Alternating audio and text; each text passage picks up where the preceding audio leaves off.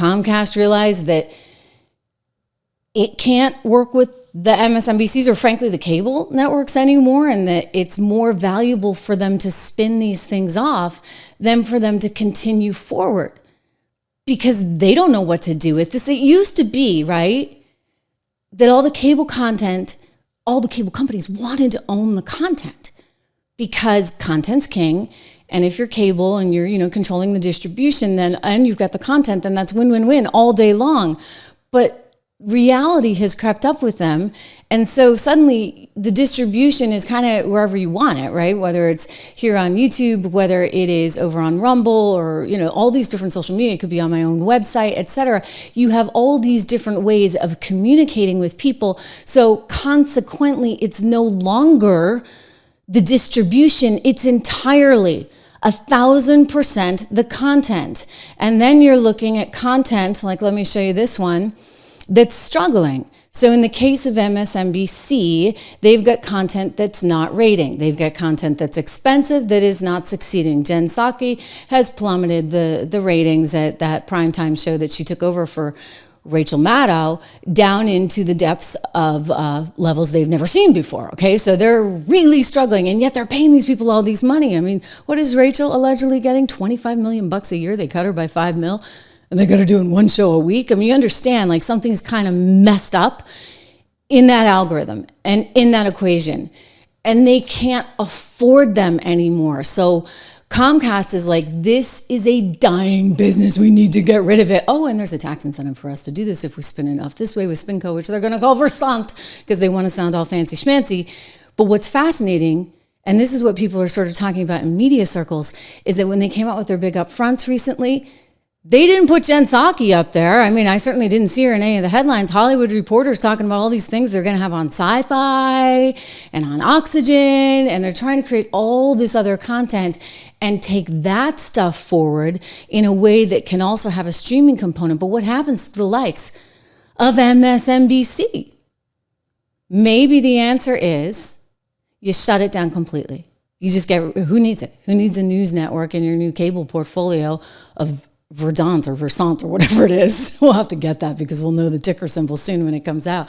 But do you even need it? Maybe you could just shut the whole thing down. I mean, they're getting rid of people left and right. They fired all of Rachel Maddow's staff except for maybe one producer, and they're trying to trade her out for the cheaper version of Peppermint Patty, but Peppermint Patty can't get any numbers either. So again, what is your future? What is your opportunity? I mean, I think, and I've said this before, you get two choices. You're either going to, one, completely slim down, and you're going to have a really, really tight ship, and you're going to still print money because you know what? People will still advertise over there, strangely enough. And so you print money, but you do so knowing that there's going to be a wind down process, which means maybe you can't afford the Morning Joe salaries anymore. Maybe you can't afford the $25 million for Rachel Maddow anymore. So Rachel Maddow could find herself very much out at the end of this contract, and she'll be fine. She'll probably go off into podcast land, and there'll be a following of libs that love her there.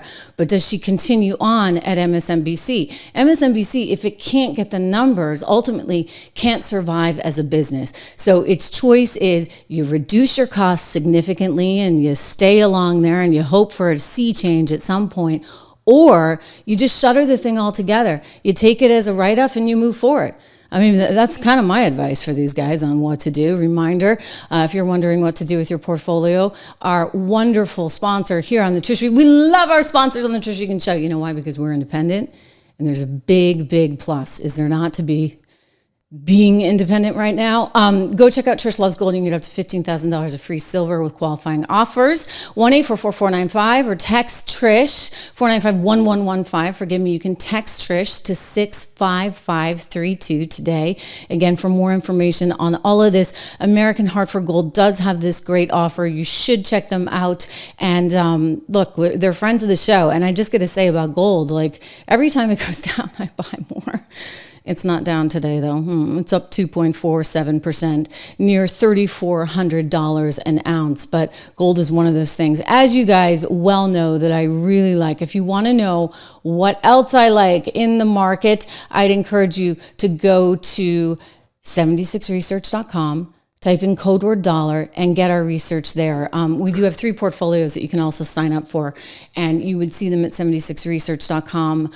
you can subscribe to the portfolios, and then you get all the research and the information on the companies that we value most there in our different portfolios, about 10 to 15 stocks in each and every one of those. So I encourage you for sure to take a look at this, especially at a time like this when I think there's going to be a lot of future upside coming. I mean that in these markets. I like what this administration is doing. I mean, hey, it could be bumpy along the way. I'm not saying anything's perfect, but it's all coming together. Reminder, if you haven't subscribed, do me that favor. Make sure that you subscribe to the show, the Trish Regan Show, because, you know, we're small but mighty and we're growing every single day. And well, Don's going to get after if you do not actually subscribe. So before you hear his wrath, he's in the chat all the time telling you guys to like and subscribe. So please do that. And I will see you back here. Justin, thank you so much. Again, appreciate all the generosity from you guys. Great. Yeah, I have seen that Biden clip, Justin.